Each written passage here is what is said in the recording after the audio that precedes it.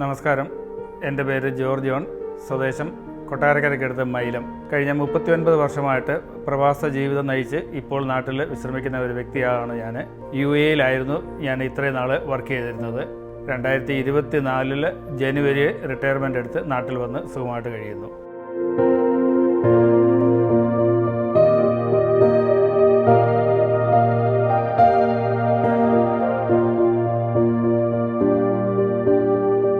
ഞാൻ പ്രവാസ ജീവിതത്തിലേക്ക് കയറാനുള്ള കാരണം എൻ്റെയൊക്കെയുള്ള ഫാദർ ഇന്ത്യൻ റെയിൽവേയിലെ ലോക്കോ പൈലറ്റായിരുന്നു. എനിക്ക് 4 സഹോദരിമാരാണ് ഉണ്ടായിരുന്നത്. അന്നത്തെ കാലത്ത് ഫാദറിനെ കൊണ്ട് 4 സഹോദരിമാരെയും വിവാഹം കഴിച്ച് അയപ്പിക്കുക എന്നുള്ളത് ലേശം പ്രയാസകരമായിട്ടുള്ള ഒരു കാര്യമായിരുന്നു. എൻ്റെ ഫാദറിൻ്റെ പെങ്ങൾ, അതായത് എൻ്റെ മാവിയും മാവനും ആ കാലങ്ങളിൽ ഗൾഫിലായിരുന്നു. അവർക്ക് അവിടെ സ്വന്തമായിട്ട് ബിസിനസ്സും കാര്യങ്ങളും ഉണ്ടായിരുന്നു. അവരുടെ ബിസിനസ് ചെയ്യുന്നതായ പ്രസ്ഥാനത്തിലേക്ക് എന്നെയും കൂടെ ക്ഷണിച്ചു. അങ്ങനെ മാവിയുടെ നിർബന്ധത്താലും വീട്ടിലെ സാഹചര്യത്തിൻ്റെ നിർബന്ധത്താലുമാണ് ഞാൻ പ്രവാസ ജീവിതത്തിലേക്ക് പ്രവേശിക്കാനായിട്ട് ഇടയായത്. അതിന് മുൻപ് ഞാൻ മൈലം മാർത്തമ്മ പള്ളിയിലെ സജീവ മെമ്പറായിരുന്നു. യുവജനസഖ്യം, സൺഡേ സ്കൂൾ, ഈ രംഗങ്ങളിലെല്ലാം നല്ല രീതിയിൽ ഞാൻ വർക്ക് ചെയ്യുകയും പ്രവർത്തിക്കുകയും ചെയ്തിരുന്നു. ആത്മീയപരമായിട്ടുള്ള കാര്യങ്ങളാണെങ്കിൽ തന്നെയും എല്ലാവരുമായിട്ട് നല്ല സഹകരണമായിരുന്നു. പ്രത്യേകിച്ച് ആ സമയത്തുണ്ടായിരുന്ന എൻ്റെ കുറേ നല്ല സുഹൃത്തുക്കൾ, ജ്യേഷ്ഠ സാന്നിധ്യത്തിൽ നിൽക്കുന്നതായ വ്യക്തികൾ, ഇവരുടെ എല്ലാവരുടെയും ഒരു നല്ല പിന്തുണയോടുകൂടി ഇടവകയുടെ കാര്യങ്ങളിലും മറ്റ് പൊതുവായിട്ടുള്ള കാര്യങ്ങളിലും വളരെയും താല്പര്യത്തോടു കൂടിയാണ് ഞാൻ പ്രവർത്തിച്ചു കൊണ്ടിരുന്നത്. എനിക്കുള്ള 4 സഹോദരിമാർ ഉണ്ടായിരുന്നെന്ന് ഞാൻ നേരത്തെ പറഞ്ഞുവല്ലോ. അവരുടെ പഠിത്തവും അവരുടെ വിവാഹ കാര്യങ്ങളും ഇതെല്ലാം ചിന്തിച്ച് ഞാൻ ഗൾഫിലേക്ക് പോകാനായിട്ട് ആഗ്രഹിക്കുകയാണ് ചെയ്തത്. ആ സമയത്ത് എനിക്ക് വിസ കിട്ടി. വിസ പ്രകാരം ഞാൻ ഗൾഫിലേക്ക് ആദ്യമായിട്ട് പോകുന്നത് 84-ലാണ്. ഞാൻ അവിടെ ചെന്ന് ഇറങ്ങുമ്പോൾ അബുദാബി എയർപോർട്ടിലാണ് ആദ്യമായിട്ട് ചെന്നിറങ്ങുന്നത്. എനിക്കുള്ള വേറൊരു മാവിയുടെ മകൻ എന്നെ കാത്ത് അവിടെ നിൽക്കുന്നുണ്ടായിരുന്നു. പുള്ളിയാണ് എന്നെ കൂട്ടിക്കൊണ്ട് പോയത്. സ്വന്തം വീട് പോലെയാണ് എനിക്ക് അവിടെ ചെന്നപ്പോൾ തോന്നിയത്. ലേബർ ക്യാമ്പ് ആണെങ്കിൽ പോലും ആ ഒരു സന്തോഷത്തിലാണ് ഞാൻ അവിടെ കഴിയുന്നത്. കാര്യം ജ്യേഷ്ഠന്മാരും മാവനും മാവിയും എല്ലാവരും ഉണ്ടല്ലോ. അപ്പം കുടുംബത്തിൽ നിൽക്കുന്നതായ ഒരു ഫീലിംഗാണ് അവിടെ ഉണ്ടായത്. ജോലിയോടുള്ള ബന്ധത്തിൽ ഞാൻ പിറ്റേന്ന് തന്നെ ജോലിയിൽ പ്രവേശിക്കുകയും ഓട്ടോമൊബൈൽ ഫീൽഡായിരുന്നു എനിക്കുള്ളത്. സ്പെയർ പാർട്സുമായിട്ട് ബന്ധപ്പെട്ട് നല്ല രീതിയിൽ ഞാൻ വർക്ക് ചെയ്തു. 3.5-4 വർഷത്തോളം അവിടെ നിന്നതിന് ശേഷമാണ് ഞാൻ ആദ്യമായിട്ട് ലീവ് എടുത്ത് നാട്ടിലേക്ക് വന്നത്. അതിനുശേഷം പിന്നെ വീണ്ടും തിരിച്ചു പോയി കഴിഞ്ഞ ശേഷം തുടർച്ചയായിട്ട് അത് നിന്നു. നാട്ടിൽ വരുന്നതിന് മുൻപായിട്ട് അവിടെ നിന്നിരുന്ന സമയങ്ങളിൽ എനിക്കുള്ള മാവനാണ് എനിക്ക് അവിടുത്തെ മാർത്തമ്മ പള്ളി ഉണ്ട് എന്ന് കാണിച്ചു തരികയും അലൈൻ മാർത്തമ്മ പള്ളിയിൽ എനിക്ക് സ്ഥിരമായിട്ട് പോകാൻ സാധിച്ചില്ലെങ്കിലും ഞാൻ മാസത്തിൽ 2 പ്രാവശ്യം സ്ഥിരമായിട്ട് പോയിക്കൊണ്ടിരുന്നു. മാവന് ഓർത്തഡോക്സ് ചർച്ചിലെ മെമ്പറായിരുന്നു. അദ്ദേഹം എന്നെ വല്ലപ്പോഴൊക്കെ വാഹനത്തിൽ കയറ്റി കൊണ്ടുപോകും. കൂടാതെ പരിചയത്തിൽപ്പെട്ടതായ 1-2 വ്യക്തികളെ എനിക്ക് പരിചയപ്പെടാൻ സാധിച്ചു. അവർ എന്നെ ടാക്സിയിൽ കൊണ്ടുപോവുകയും അല്ലെങ്കിൽ അവരുടെ വാഹനത്തിൽ തന്നെ കൊണ്ടുപോവുകയും അങ്ങനെ പള്ളിയുമായിട്ടുള്ള ബന്ധപ്പെട്ട് വളരെയധികം ആക്റ്റീവായിട്ട് ഞാൻ അലൈൻ മാർത്തമ്മ ചർച്ചിലും വർക്ക് ചെയ്തിരുന്നു. അതിനുശേഷം ഞാൻ 88 ഞാൻ അവിടം വിട്ട് ദുബായ് എന്ന ദേശത്തിലേക്ക് മാറിപ്പോവുകയാണ് ചെയ്തത്. ആ പുതിയൊരു കമ്പനി കിട്ടി. പുതിയൊരു കമ്പനിയിലേക്ക് വർക്ക് ചെയ്തുകൊണ്ടിരുന്ന സമയത്ത് തന്നെ ദുബൈയിൽ നിന്ന് എനിക്ക് വിസയുടെ ചില പ്രയാസങ്ങളും ബുദ്ധിമുട്ടുകളും വന്നപ്പോൾ ഞാൻ അവിടുന്ന് ഫുജൈറ എന്ന് പറയുന്ന സ്ഥലത്തേക്ക് വീണ്ടും മാറിപ്പോയി. ഫുജൈറയിൽ ഞാൻ കാസർഗോഡ് സ്വദേശിയായ ഒരു വ്യക്തിയുടെ കടയിലായിരുന്നു ഞാൻ വർക്ക് ചെയ്തുകൊണ്ടിരുന്നത്. അവിടെ നിൽക്കുന്ന സമയത്താണ് എനിക്കുള്ള ഗ്രാൻഡ് മദർ മരണപ്പെട്ടു. എനിക്ക് ആ സമയത്ത് നാട്ടിലേക്ക് വരാനായിട്ട് സാധിച്ചില്ല. അതിനുശേഷം എനിക്കുള്ള മാവിനെ അവിടെ വെച്ച് ഒരു റോഡ് അപകടത്തിൽ പുള്ളിയും അലൈനിൽ വെച്ച് മരണപ്പെടുകയാണ് ചെയ്തത്. ആ ഒരു പ്രത്യേക സാഹചര്യത്തിൽ എനിക്കുള്ള വിസ റിന്യൂ ചെയ്യാനോ വിസ വീണ്ടും സ്റ്റാമ്പ് ചെയ്യാനോ ഉള്ള ബുദ്ധിമുട്ടും കാര്യങ്ങളും വന്നപ്പോൾ ഞാനത് ഓവർ സ്റ്റേ ആയിട്ട് അവിടെ നിൽക്കേണ്ടി വന്നു. 3.5 വർഷത്തോളം കാലം ഫുജറ എന്ന ദേശത്ത് ഞാൻ ഓവർ സ്റ്റേ ആയിട്ട് നിൽക്കുകയാണ് ചെയ്തത്. മറ്റ് പ്രയാസങ്ങളൊന്നും ഉണ്ടായിരുന്നില്ല. ആ സമയത്ത് കുറേ നല്ല സുഹൃത്തുക്കൾ എനിക്കുണ്ടായിരുന്നു. അവിടെ വെച്ചും നാട്ടിൽ നിന്ന് കിട്ടിയതായ സപ്പോർട്ട് ഇതെല്ലാം എനിക്ക് വളരെ താല്പര്യത്തോടു കൂടിയാണ് ഞാനത് ചെയ്തിരുന്നത്.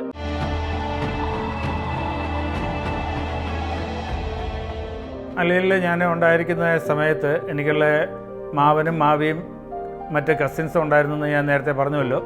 ഞങ്ങളെല്ലാവരും കൂടെ ചേർന്ന് കുടുംബമായിട്ടാണ് പ്രാർത്ഥനയും കാര്യങ്ങളും ചെയ്തുകൊണ്ടിരുന്നത്. പിന്നെ ജോലിയുടെ ബുദ്ധിമുട്ടുകളും പ്രയാസങ്ങളും സമയത്തിൻ്റെ വ്യത്യാസങ്ങളും ഉണ്ട്. എല്ലാ ദിവസങ്ങളിലും പ്രാർത്ഥനയിൽ കുറച്ച് നേരമെങ്കിലും കൂടുതൽ സമയം സംബന്ധിക്കാനായിട്ട് ബുദ്ധിമുട്ടുണ്ടായാൽ പോലും കുറച്ച് സമയമെങ്കിലും ഞങ്ങൾ കുടുംബ പ്രാർത്ഥനയിൽ ഉണ്ടായിരുന്നു. അല്ലെങ്കിൽ എനിക്ക് സമയം കിട്ടുമ്പോൾ ഞാൻ ഒറ്റയ്ക്ക് ഇരുന്ന് ബൈബിൾ വായിക്കുകയും പ്രാർത്ഥനയിലും പങ്കെടുക്കുകയും എല്ലാം ചെയ്യുമായിരുന്നു. എനിക്ക് പ്രാർത്ഥന എന്നെ സംബന്ധിച്ചോളം ഒഴിച്ചുകൂടാനാവാത്ത ഒരു സംഭവമായിരുന്നു. കാര്യം നാട്ടിൽ നിന്ന് ഞാൻ വരുമ്പോൾ എനിക്ക് കിട്ടുന്നതായ സപ്പോർട്ട്, അല്ലെങ്കിൽ നാട്ടിൽ ഞാൻ ചെയ്തുകൊണ്ടിരുന്നതായ നമ്മുടെ ഇടവകയിൽ ചെയ്തുകൊണ്ടിരുന്നതായ മേഖലകളിലുള്ള ആ ഒരു വ്യത്യാസം വരുത്താതെ ഞാൻ പ്രാർത്ഥനാ ജീവിതത്തിൽ എനിക്ക് വളരെ മുമ്പോട്ട് പോകാനായിട്ട് സാധിച്ചു. പിന്നെ മറ്റുള്ള എനിക്കുള്ള കസിൻസിൻ്റെ എല്ലാവരുടെയും സപ്പോർട്ടുണ്ടായിരുന്നു. ഇടവകയിൽ അലൈൻ മാർത്തോമ ഇടവകയിൽ മാത്രമേ ഉള്ളൂ എനിക്ക് കൂടുതൽ നാൾ നല്ല രീതിയിൽ പ്രവർത്തിക്കാൻ അവസരം കിട്ടാതെ വന്നത്. പക്ഷേ അതിൻ്റേതായ ബുദ്ധിമുട്ടുകൾ, പോരായ്മകൾ വരാതെ ഞാൻ എനിക്കുള്ള പ്രാർത്ഥനാ ജീവിതത്തിലും കുടുംബ പ്രാർത്ഥനയിലും ആരാധനയിലെല്ലാം സ്ഥിരമായിട്ട് സംബന്ധിക്കുകയും എല്ലാ കാര്യങ്ങളും ദൈവഹിതത്താൽ എനിക്ക് ചെയ്യാനായിട്ട് സാധിച്ചു. വളരെ സന്തോഷമുണ്ട് ആ കാര്യത്തിനകത്ത്. അലൈൻ വിട്ട് ഞാൻ ദുബൈയിലേക്ക് പോയി എന്ന് പറഞ്ഞല്ലോ, ആ ഒരു കാലഘട്ടങ്ങളിൽ എനിക്ക് പള്ളിയിൽ പോകാനുള്ള സാഹചര്യമൊന്നും ഉണ്ടായിരുന്നില്ല. പക്ഷേ ഫുജിറ എന്ന സ്ഥലത്തേക്ക്, ദുബൈ വിട്ട് ഞാൻ ഫുജിറ എന്ന സ്ഥലത്തേക്ക് വന്നപ്പോൾ കടമ്പനാട് സ്വദേശിയായ ഒരു CV ജോർജ് അങ്കിൾ പുള്ളി എന്നെ കാണുകയും പരിചയപ്പെടുകയും പുള്ളിയുടെ നിർബന്ധത്താൽ ഞാൻ ഫുജിറ ഇമ്മാനുവേൽ മാർത്തോമ ചർച്ചിൽ, അന്ന് ചർച്ച ആയിട്ടില്ല, കോൺഗ്രിഗേഷനായിട്ട് ഒരു വീട് വാടകയ്ക്ക് എടുത്ത് ഞങ്ങൾ ആരാധന നടത്തുകയായിരുന്നു. ആ സ്ഥലങ്ങളിൽ ജോർജ് കുട്ടിച്ചാൻ്റെ നിർബന്ധത്താൽ വെള്ളിയാഴ്ചകളിൽ ഞങ്ങൾ അവിടെ പോയി ആരാധനയും കാര്യങ്ങളൊക്കെ അറ്റൻഡ് ചെയ്യുമായിരുന്നു. അതിനുശേഷം എനിക്ക് അവിടെ വെച്ച് തന്നെ എനിക്കുള്ള നല്ല കുറേ സീനിയേഴ്സ്, അല്ലെങ്കിൽ പിതൃതുല്യരായിട്ടുള്ള കുറച്ച് ആൾക്കാരുടെ പൂർണ്ണമായിട്ടുള്ള പിന്തുണ ഉണ്ടായിരുന്നു. അവരുടെ പിന്തുണയോടുകൂടി എനിക്ക് ഇടവകയിലും പാരീഷിലും എല്ലാം സ്ഥിരമായിട്ട് ആരാധനയിൽ സംബന്ധിക്കാനുള്ള ഒരു അവസരം ഉണ്ടായിരുന്നു. വെള്ളിയാഴ്ചകളിൽ പ്രാർത്ഥന വൈകുന്നേരങ്ങളിൽ ചില വീടുകളിൽ വെച്ച് അറേഞ്ച് ചെയ്യുന്നുണ്ടായിരുന്നു. അതിൽ ഞാൻ സ്ഥിരമായിട്ട് സംബന്ധിച്ചിരുന്നു. അവസരം കിട്ടുമ്പോഴെല്ലാം പ്രാർത്ഥനാ ജീവിതത്തിൽ മുമ്പോട്ട് പോകാനായിട്ട് സാധിച്ചിട്ടുണ്ട് എനിക്ക്. പിന്നെ അന്നത്തെ സാഹചര്യത്തിൽ വെള്ളിയാഴ്ചകളിലും കടയൊക്കെ ഉണ്ടായിരുന്നു, ഓഫല്ലായിരുന്നു. പ്രത്യേകിച്ചും നമ്മുടെ ഒരു ജീവിതമായിട്ട് ബന്ധപ്പെട്ട് നിൽക്കുമ്പോൾ, അല്ലെങ്കിൽ കടയുടെ ബിസിനസ്സുമായിട്ട് നിൽക്കുമ്പോൾ അവർ പറയുന്ന രീതിയിൽ വേണമല്ലോ നമ്മൾ നിൽക്കേണ്ടുന്നത്. അപ്പം വെള്ളിയാഴ്ചകളിൽ എല്ലാ ദിവസങ്ങളിലും എനിക്ക് ഓഫ് കിട്ടാറില്ല. ഓഫ് കിട്ടുന്നതായ ദിവസങ്ങളിലെല്ലാം ഞാൻ പ്രാർത്ഥനയിലും ബാക്കി കാര്യങ്ങളിലോട്ട് എനിക്ക് ക്രമമായിട്ട് അറ്റൻഡ് ചെയ്യാനായിട്ട് ദൈവം എനിക്ക് ഇടവരുത്തിയിട്ടുണ്ട്. അതിനെനിക്ക് വളരെ നന്ദിയുണ്ട് ദൈവത്തോടുകൂടി. കൂടാതെ എനിക്കുള്ള സീനിയേഴ്സായിട്ടുണ്ടായിരുന്ന നേരത്തെ പറഞ്ഞിട്ടുള്ള വ്യക്തികൾ, അവരുടെ എല്ലാവരും നല്ലൊരു സപ്പോർട്ടുണ്ടായിരുന്നു. CV George uncle, mister PV Varghese uncle, Babu George, Babu Varghese, നല്ലവരായിട്ടുള്ള കുറേ വ്യക്തികളുടെ ഒരു സപ്പോർട്ട് എനിക്ക് ആ ഒരു സമയത്ത് ഫുജിറ വെച്ചുണ്ടായിരുന്നു. ഫുജിറയിൽ ഞാൻ 94 വരെ വർക്ക് ചെയ്യുമായിരുന്നു. 94 ശേഷം ഞാൻ നാട്ടിലേക്ക് വന്നു. 3 വർഷത്തെ ഗ്യാപ്പ് ഉണ്ടായിരുന്നു. ആ ഒരു സമയത്ത് നാട്ടിൽ 94 വന്നു. വിവാഹം കഴിഞ്ഞു. മൂത്ത കുട്ടി ജനിച്ചു കഴിഞ്ഞ ശേഷം 98 അവസാനത്തോടുകൂടി ഞാൻ വീണ്ടും പ്രവാസത്തിലേക്ക് പോയി. പ്രവാസ ജീവിതത്തിൽ എനിക്ക് ചെല്ലുന്നത്, ഞാൻ ഷാർജയിലാണ് ആ സമയത്ത് ചെന്നത്. ഷാർജയിൽ കുറേ നാൾ ഞാൻ വർക്ക് ചെയ്തു. എനിക്ക് സാലറി ബാക്കി കാര്യങ്ങളെല്ലാം കറക്റ്റായിട്ട് കിട്ടാതെ വന്നപ്പോൾ ആ കമ്പനിയിൽ നിന്ന് വിട്ടിട്ട് ഞാൻ വീണ്ടും ഫുജിറ എന്ന് പറയുന്ന സ്ഥലത്തേക്ക് പോവുകയാണ് ചെയ്തത്. ഫുജിറയിൽ ചെന്നിട്ട് പുതിയൊരു കമ്പനിയിലേക്ക് കയറി. ആ കമ്പനിയിൽ എനിക്ക് നല്ല രീതിയിൽ വർക്ക് ചെയ്യാൻ സാധിച്ചു. അവർ തിരുവല്ല സ്വദേശിയായിട്ടുള്ള ഒരു വ്യക്തിയുടെ പ്രസ്ഥാനമായിരുന്നു. 3-4 ബ്രാഞ്ചസ് അവർക്കുണ്ടായിരുന്നു. അതിലൊരു ബ്രാഞ്ച് ഇൻചാർജായിട്ട് ഞാൻ വർഷങ്ങളോളം വർക്ക് ചെയ്തു. ആ സമയത്ത് ഗ്യാപ്പ് വന്നു കഴിഞ്ഞ ശേഷം ഞാൻ വീണ്ടും ഫുജിറ പള്ളിയായിട്ട് ബന്ധപ്പെട്ടു. ഫുജിറ പള്ളിയിൽ ഞാൻ സ്ഥിരമായി പോവുകയും മെമ്പർഷിപ്പ് എടുക്കുകയും അവിടുത്തെ എല്ലാ ആരാധനകളിലും ക്രമമായിട്ട് പങ്കെടുത്തു. ആ സമയത്ത് ഈ പറഞ്ഞതായ സീനിയേഴ്സ് എല്ലാവരും എന്നെ സ്ഥിരമായിട്ട് പള്ളിയിൽ കൊണ്ടുപോകാനായിട്ട് വളരെ താല്പര്യമെടുത്തു.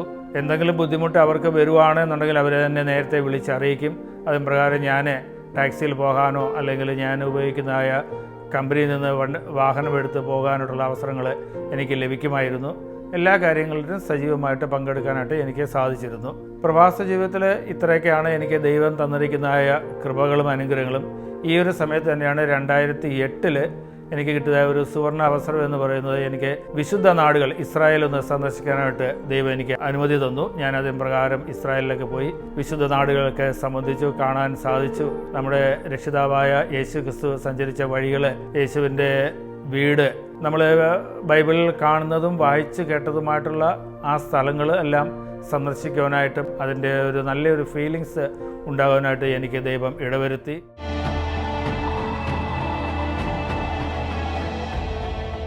ഈ പ്രവാസ ജീവിതത്തിൽ എനിക്ക് ഒരിക്കലും മറക്കാൻ സാധിക്കാത്തതും വളരെയധികം പ്രയാസത്തിൽ ഞാനായിരുന്നത് എല്ലാവർക്കും അറിയാവുന്ന പോലെ കൊറോണ വന്ന സമയത്ത് 2021 ജനുവരി പകുതിയോടുകൂടി എനിക്കും കൊറോണ വന്നു. ഞാൻ ഹോസ്പിറ്റലിൽ അഡ്മിറ്റായി.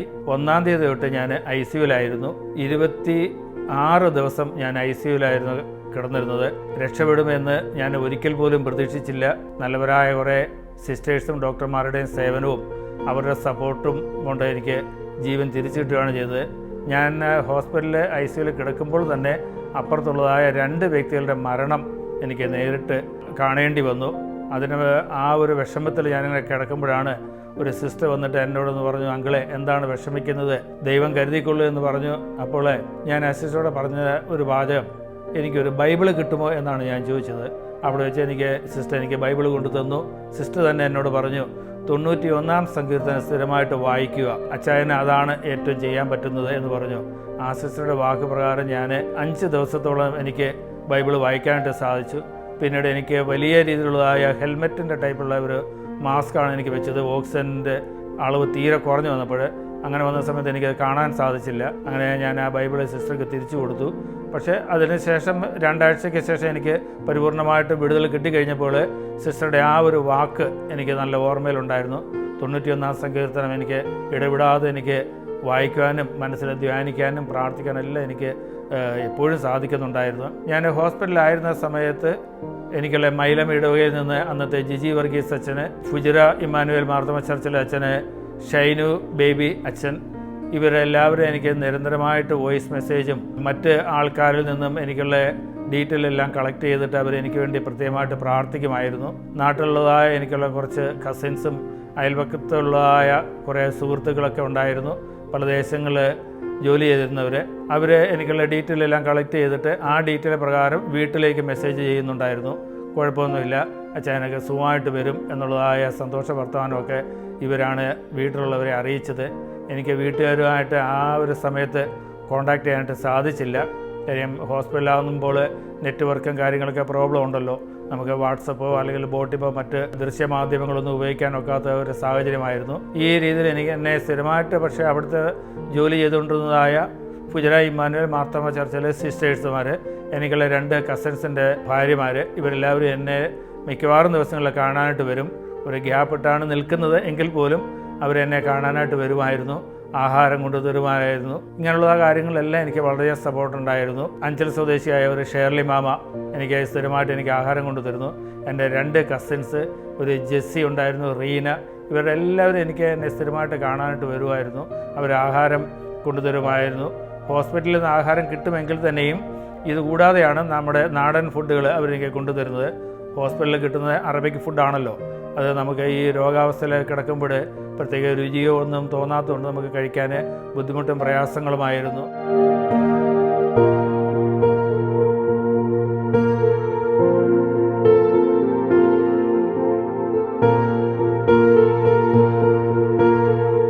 (2008) ഞാൻ ഫുജിറയിൽ തന്നെയുള്ളതായ ഞങ്ങളുടെ ചർച്ചിൻ്റെ ഒരു ഭാഗമായ കൽബ ഏരിയ എന്നൊരു സ്ഥലത്തുള്ള പ്രേയർ ഗ്രൂപ്പിലേക്ക് എന്നെ കൊച്ചുമച്ചായൻ എന്ന് പറഞ്ഞൊരു വ്യക്തി സ്വാഗതം ചെയ്തു. അങ്ങനെ ആ പ്രാർത്ഥനയിൽ ഞാൻ സ്ഥിരമായിട്ട് പങ്കെടുക്കുമായിരുന്നു. വെള്ളിയാഴ്ചകളിൽ അപ്പോഴത്തേക്ക് എനിക്ക് വെള്ളിയാഴ്ച ഓഫ് കിട്ടാനായിട്ട് തുടങ്ങി. വെള്ളിയാഴ്ചകളിൽ ഓഫ് കിട്ടുന്ന സമയത്ത് സാധാരണ ബാച്ചിലേഴ്സ് എല്ലാം ചെയ്യുന്നത് പുറത്തൊക്കെ കറങ്ങാനായിട്ട് പോകുന്നുണ്ടെങ്കിൽ തന്നെയും എനിക്ക് അന്ന് തൊട്ട് എല്ലാ വെള്ളിയാഴ്ചകളിലും വൈകിട്ട് 7 മണിക്ക് ഞങ്ങൾ വീടുകളിൽ പ്രാർത്ഥന വെക്കുമായിരുന്നു. ആ വീടുകളിലുള്ള പ്രാർത്ഥനയിൽ സ്ഥിരമായിട്ട് ഞാൻ ഗൾഫിൽ നിന്ന് തിരിച്ച് റിട്ടയർമെൻ്റ് എടുത്ത് നാട്ടിലേക്ക് വരുന്ന കാലം വരെ സ്ഥിരമായിട്ട് ഞങ്ങൾ ഈ പ്രാർത്ഥനയിൽ ഞാൻ പങ്കെടുക്കുമായിരുന്നു. കോവിഡ് വന്ന സമയത്ത് ഞങ്ങൾ ഓൺലൈൻ പ്രെയറാണ് വെച്ചത്. ഓൺലൈൻ പ്രെയറിലും ഞാൻ സ്ഥിരമായിട്ട് സംബന്ധിക്കുമായിരുന്നു. അവിടുന്ന് കിട്ടുന്നതായ കൽബ ഗ്രൂപ്പിൽ നിന്ന് കിട്ടുന്നതായ കുറേ നല്ല സുഹൃത്തുക്കൾ, ബന്ധങ്ങൾ, ആഴത്തിലുള്ള ബന്ധങ്ങളായിരുന്നു. അവരുടെ ആരുടെയും പേര് ഞാൻ പ്രത്യേകിച്ച് എടുത്തു പറയാനായിട്ട് ആഗ്രഹിക്കുന്നില്ല. എങ്കിൽ തന്നെയും ധാരാളം വ്യക്തികൾ എനിക്ക് വേണ്ടി പ്രാർത്ഥിക്കുകയൊക്കെ ചെയ്യുമായിരുന്നു.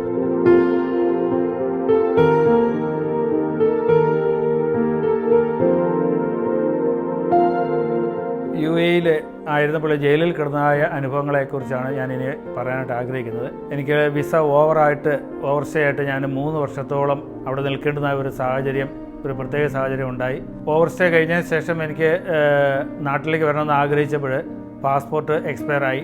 അപ്പോൾ പാസ്പോർട്ടും ഇല്ല, വിസയും ഇല്ലാത്ത ഒരു സാഹചര്യം വന്നപ്പോൾ കൽബ എന്ന് പറഞ്ഞ സ്ഥലത്തെ അസോസിയേഷൻ ക്ലബ്ബുമായിട്ട്, ഇന്ത്യൻ സോഷ്യൽ ക്ലബ്ബുമായിട്ട് ബന്ധപ്പെട്ട് ഞാൻ പാസ്പോർട്ട് റിന്യൂ ചെയ്തു. പാസ്പോർട്ട് റിന്യൂ ചെയ്തതിന് ശേഷം നാട്ടിലേക്ക് വരണമെന്നുണ്ടെങ്കിൽ, വിസ ഇല്ലാന്നുണ്ടെങ്കിൽ വളരെയധികം വലിയൊരു എമൗണ്ട് അവിടെ പിഴയായിട്ട് അടയ്ക്കേണ്ടുന്ന സാഹചര്യം വന്നപ്പോൾ ഞാൻ നേരെ സറണ്ടറായിട്ട് ജയിലിൽ കിടക്കേണ്ടി വന്നു. 28 ദിവസം അലൈൻ എന്ന് പറയുന്ന സ്ഥലത്തെ ജയിലിലാണ് കിടന്നത്. അതിനുശേഷം 2 ദിവസം അബുദാബിയിൽ ഔട്ട് ജയിലിലേക്ക് കൊണ്ടുവന്നു. ഔട്ട് ജയിലിൽ കൊണ്ടുവരുന്ന സമയത്ത് അവിടുത്തെ അന്തരീക്ഷം എന്ന് വെച്ച് കഴിഞ്ഞാൽ വളരെയധികം പേടിപ്പെടുത്തുന്നതായിരുന്നു.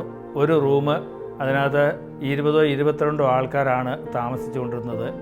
പക്ഷേ ദൈവത്തിൻ്റെ ഒരു കൃപ എന്നോടുകൂടെ ആ സമയത്ത് ഉണ്ടായിരുന്നു എന്ന് ഞാൻ ഉറച്ച് വിശ്വസിക്കുകയാണ്. കാരണം മറ്റുള്ള ആൾക്കാർക്ക് ആർക്കും പാസ്പോർട്ട് കയ്യിലില്ലായിരുന്നു. പക്ഷേ എൻ്റെ കയ്യിൽ എൻ്റെ സ്വന്തമായിട്ടുള്ള പാസ്പോർട്ട് ഉണ്ടായിരുന്നു. എനിക്കുള്ള കസിനെ ടെലിഫോൺ ചെയ്ത് അറിയിച്ച പ്രകാരം പുള്ളിക്കാരനെ വന്ന് എനിക്ക് ടിക്കറ്റ് തന്നു.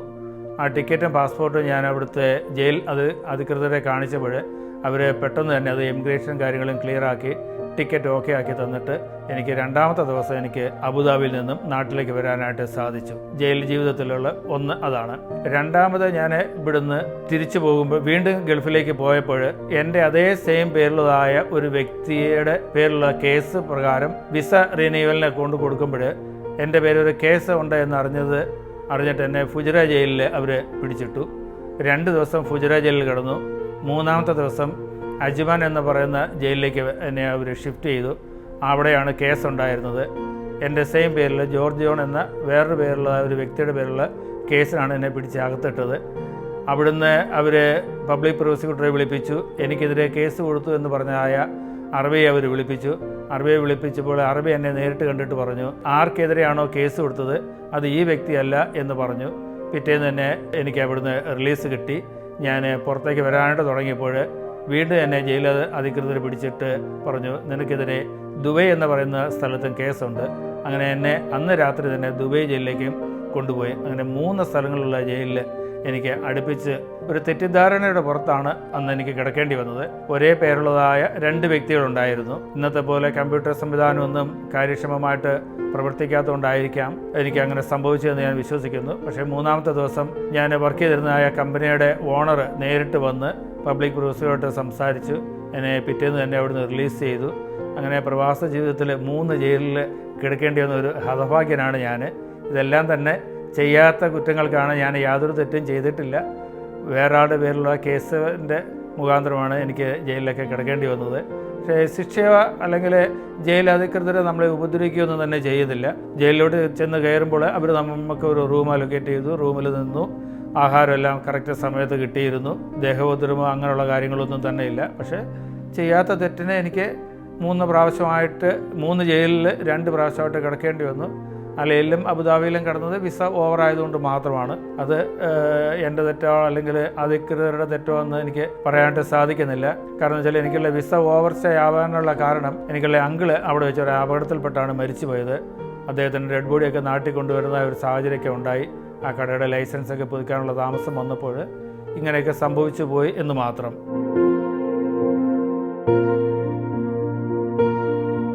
ജയിൽ ജീവിതം നയിച്ചുകൊണ്ടിരുന്ന ആ സമയത്ത് പ്രാർത്ഥനയിൽ പരിപൂർണമായിട്ട് എനിക്ക് ഉൾക്കൊള്ളാനായിട്ട് എനിക്ക് സാധിച്ചില്ല. കാരണം എന്ന് വെച്ച് കഴിഞ്ഞാൽ മറ്റു ആൾക്കാരുണ്ടല്ലോ. അപ്പോൾ എഴുന്നേറ്റിരുന്ന് പ്രാർത്ഥിക്കാനോ അല്ലെങ്കിൽ നിന്നുകൊണ്ട് പ്രാർത്ഥിക്കാനോ ഒന്നും തന്നെ സാധിക്കാത്ത ഒരു സാഹചര്യമായിരുന്നു. കിടക്കയിൽ ഉറങ്ങാനായിട്ട് കിടക്കുന്നതിന് മുൻപായിട്ട് 5 മിനിറ്റ് അല്ലെങ്കിൽ 10 മിനിറ്റ് അത്രമേ എനിക്ക് പ്രാർത്ഥിക്കാനായിട്ട് സാധിച്ചുള്ളൂ. എങ്കിൽ തന്നെയും ആ പ്രാർത്ഥനാ ജീവിതം എനിക്ക് വളരെയധികം അനുഗ്രഹമായിരുന്നു. അതുകൊണ്ടാണല്ലോ എത്രയും പെട്ടെന്ന് എനിക്ക് അവിടുന്ന് ഒരു റിലീസ് കിട്ടാനും ബാക്കി കാര്യങ്ങളിലെല്ലാം നിയമപരമായിട്ട് ബുദ്ധിമുട്ടുകളോ പ്രയാസങ്ങളൊന്നും ഇല്ലാതെ പിഴയൊന്നും കൊടുക്കാതെയും ശിക്ഷയൊന്നും അനുഭവിക്കാതെയും എനിക്ക് അവിടുന്ന് റിലീസ് കിട്ടാനും എല്ലാം സാധിച്ചത്.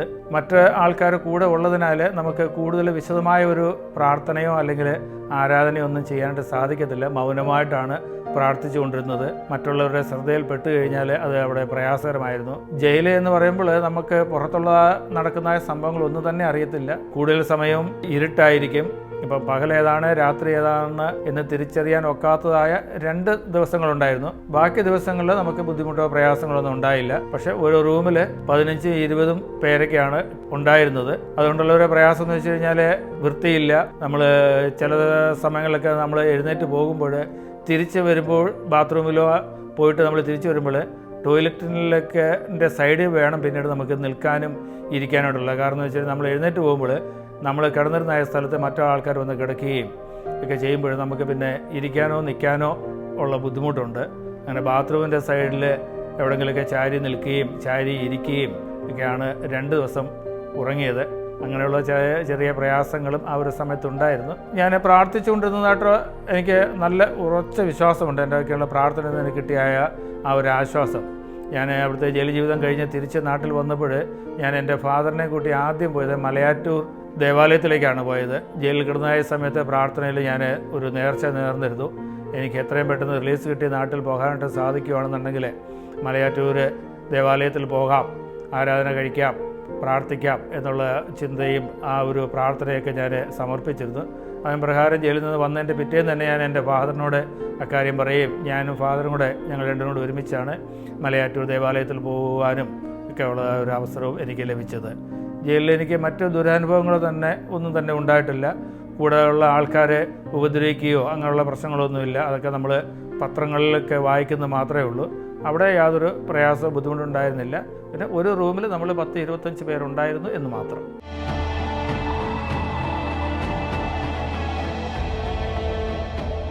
പ്രവാസ ജീവിതത്തിൽ എന്നെ സംബന്ധിച്ചിടത്തോളം വെച്ച് കഴിഞ്ഞാൽ ദൈവിക ചിന്ത വളരെ ഉണ്ടായിരുന്നു. പ്രവാസി എന്ന് പറയുമ്പോൾ ബാച്ചിലറായിട്ടായിരുന്നു ഞാൻ ഗൾഫിലുണ്ടായിരുന്നത്. ഫാമിലിയിൽ നിന്ന് അങ്ങോട്ട് കൊണ്ടുപോകാനുള്ള ഒരു സാഹചര്യമൊന്നും എനിക്കില്ലായിരുന്നു. അപ്പോൾ ഒറ്റയ്ക്കുള്ള ഒരു ജീവിതമാകുമ്പോൾ പല തെറ്റുകളും കുറ്റങ്ങളും ഒക്കെ സംഭവിക്കാം എന്നുള്ളതായ സാഹചര്യത്തിൽ നിന്നും എനിക്ക് വ്യത്യസ്തമായിട്ട് ചിന്തിക്കാനായിട്ടും അല്ലെങ്കിൽ അങ്ങനെയുള്ള തെറ്റുകളിൽ നിന്ന് അകപ്പെടാതെ നിൽക്കാനായിട്ടുള്ള ഒരു കഴിവ് എനിക്ക് ദൈവം തന്നു. നിരന്തരമായിട്ടുള്ള പ്രാർത്ഥനയാണ് അതിനെനിക്ക് അനുകൂലമായിട്ട് എൻ്റെ കൂടെ ഉണ്ടായിരുന്നത് എന്ന് ഞാൻ ഉറച്ചു വിശ്വസിക്കുകയാണ്. പ്രവാസ ജീവിതത്തിൽ എനിക്ക് എല്ലാവിധത്തിലുള്ള സ്വാതന്ത്ര്യവും എനിക്കുള്ള കമ്പനിയിൽ നിന്നുണ്ടായിരുന്നു. വാഹനം തന്നിരുന്നു, ഡ്രൈവിംഗ് ലൈസൻസ് എടുക്കാനുള്ള അവസരമെല്ലാം കിട്ടി. ആരാധനയ്ക്ക് സ്ഥിരമായിട്ട് പോകുവാനും ഞാൻ പോകുന്നതായ സമയത്ത് വേറെ ഏതെങ്കിലും ബാച്ചിലേഴ്സിനെ വഴിയിൽ കാണുന്നുണ്ടെങ്കിൽ അവരെയും കൂടെ കയറ്റി ആരാധനയിൽ കൊണ്ടുപോകാനുള്ള ഒരു പ്രവണത എനിക്ക് കുഞ്ഞുനാൾ തൊട്ടേ നാട്ടിൽ വെച്ചുണ്ടായിരുന്നതുപോലെ തന്നെ ഗൾഫിൽ ചെന്നപ്പോഴും ഉണ്ടായിരുന്നു. ആ രീതിയിൽ ഞാൻ കുറേ ചെറുപ്പക്കാരെ ആരാധനയിലേക്ക് ക്രമമായിട്ട് കൊണ്ടുപോകാനും അവർക്കെല്ലാവർക്കും പള്ളിയിൽ വളരെയധികം ആക്റ്റീവായിട്ട് നിൽക്കുവാനായിട്ടും എനിക്ക് സാധിച്ചിട്ടുണ്ട്. അതൊക്കെ എനിക്ക് കിട്ടിയ ഒരു മുതൽക്കൂട്ടായിട്ട് ഞാൻ കരുതുകയാണ്. ആ ഒരു സുഹൃത്തുക്കളുടെ ബന്ധം ഇപ്പോഴും നിലനിൽക്കുന്നുണ്ട്. പ്രവാസ ജീവിതം വിട്ട് ഞാൻ നാട്ടിൽ വന്നു എന്നുണ്ടെങ്കിൽ തന്നെയും പ്രവാസ ജീവിതത്തിലുണ്ടായിരുന്നതായ UAE ഉണ്ടായിരുന്നതായ നല്ല സുഹൃത്തുക്കളുമായിട്ട് ഇപ്പോഴും നിരന്തരമായിട്ട് ബന്ധം ഉണ്ട്. ഞാൻ നേരത്തെ പറഞ്ഞതുപോലെ കൽബ പ്രയർ ഗ്രൂപ്പിലുള്ള മീറ്റിങ്ങിൽ ഇപ്പോഴും ഞാൻ ഓൺലൈനായിട്ട് പങ്കെടുക്കുന്നുണ്ട്. ആ ഒരു കൃപയും ആ ഒരു സന്തോഷവും അവരോടുള്ള കൂട്ടായ്മയെല്ലാം വളരെയധികം ഹൃദയത്തിൽ പിടിച്ച് ഉലയ്ക്കുന്നതായ കാര്യങ്ങളാണ്, സംഭവങ്ങളാണ്. എനിക്ക് അവരുടെ എല്ലാവരുടെയും നല്ല സപ്പോർട്ട് കിട്ടിയെന്ന് വീണ്ടും ഞാൻ ഒരിക്കൽ കൂടി പറയുവാണ്. കാരണം എന്ന് വെച്ച് കഴിഞ്ഞാൽ പ്രവാസ ജീവിതത്തിൽ ബാച്ചിലറായിട്ട് നിൽക്കുമ്പോഴുള്ള ബുദ്ധിമുട്ട് മറ്റുള്ളവർക്ക് പറഞ്ഞു കഴിഞ്ഞാൽ പെട്ടെന്ന് മനസ്സിലാവത്തില്ല. ഈ ഫുജറ പള്ളിയിലെ മെമ്പറായിട്ട് ഞാൻ നിൽക്കുമ്പോൾ തന്നെയും കുറച്ച് ബാച്ചിലേഴ്സേ ഉള്ളായിരുന്നു, ബാക്കി എല്ലാവരും തന്നെ ഫാമിലിക്കാരായിരുന്നു. ആ ഒരു വേർതിരിവില്ലാതെയാണ് എല്ലാവരും എന്നോട് ഇടപെട്ടത്. അവരുടെ വീട്ടിലെ ഒരു സഹോദരനെ പോലെ അല്ലെങ്കിൽ ഒരു മകനെ പോലെ എല്ലാവരും എന്നെ കരുതി. ആ രീതിയിൽ വേണ്ടുന്നതായ എല്ലാ കരുതലുകളും സഹായവും എല്ലാം എനിക്ക് അവർ തരികയും പ്രാർത്ഥനയെല്ലാം കൊണ്ടുപോകാനുള്ള എല്ലാ സന്മനസ്സും ആ വ്യക്തികൾ കാണിച്ചു. അങ്ങനെയുള്ളതായ എല്ലാ വ്യക്തികളോടും ഞാൻ നന്ദി അർപ്പിക്കുകയാണ്. ഈ ഒരു സമയത്ത് പേര് വിട്ടുപോയിട്ടുള്ളതായ ആൾക്കാരുണ്ടായിരിക്കാം എങ്കിൽ തന്നെയും അവരോടുള്ള നന്ദി ഞാൻ അറിയിക്കുകയാണ്. ദൈവം എന്നെ ധാരാളമായിട്ട് കരുതി എന്ന് ഞാൻ വളരെ ഉറച്ച് വിശ്വസിക്കുകയാണ്. പ്രത്യേകിച്ച് ഈ കൊറോണ സമയത്ത് ദൈവം എന്നെ വളരെയധികം നല്ല രീതിയിലാണ് കരുതിയത്. പ്രവാസ ജീവിതത്തിൽ നിന്ന് കിട്ടിയായ ഈ ഒരു മനക്കരുത്ത് അല്ലെങ്കിൽ ഈ ഒരു അനുഭവ സമ്പത്ത് എനിക്ക് തുടർന്നും എനിക്കുള്ള ജീവിതത്തെ മുമ്പോട്ട് നയിക്കുവാനായിട്ട് ഇടവരുത്തും എന്ന് ഞാൻ ആഗ്രഹിക്കുകയാണ്. എനിക്കുള്ള കുഞ്ഞുങ്ങൾ 2 പെൺകുട്ടികളാണ് എനിക്കുള്ളത്. മൂത്ത മകളുടെ കല്യാണം കഴിഞ്ഞു, അവൾ കാനഡയിൽ സെറ്റിലാണ്. രണ്ടാമത്തെ മകൾ നാട്ടിൽ വർക്ക് ചെയ്യുന്നു, ഓഡിയോളജിസ്റ്റായിട്ട് വർക്ക് ചെയ്യുന്നു. ഉപരിപഠനത്തിനായിട്ട് അടുത്ത വർഷത്തേക്ക് നോക്കുകയാണ്. ഉപരിപഠനം പൂർത്തിയാക്കണം, മകളുടെ വിവാഹമൊക്കെല്ലാം നടത്തണമെന്ന് ചിന്തിക്കുന്നു. ഭാര്യ അംഗൻവാടി പ്രീ പ്രൈമറി ടീച്ചറായിട്ട് വർക്ക് ചെയ്യുന്നു. മാതാവ് എന്നൊക്കെയുള്ള കൂടെ ഇപ്പോഴുണ്ട്. പിതാവ് 2005 സ്ട്രോക്ക് വന്ന് കിടന്നു. അതിനുശേഷം പിതാവ് മരണപ്പെട്ടു. പിതാവ് ഇന്ത്യൻ റെയിൽവേയിലെ ലോക്കോ പൈലറ്റായിരുന്നു.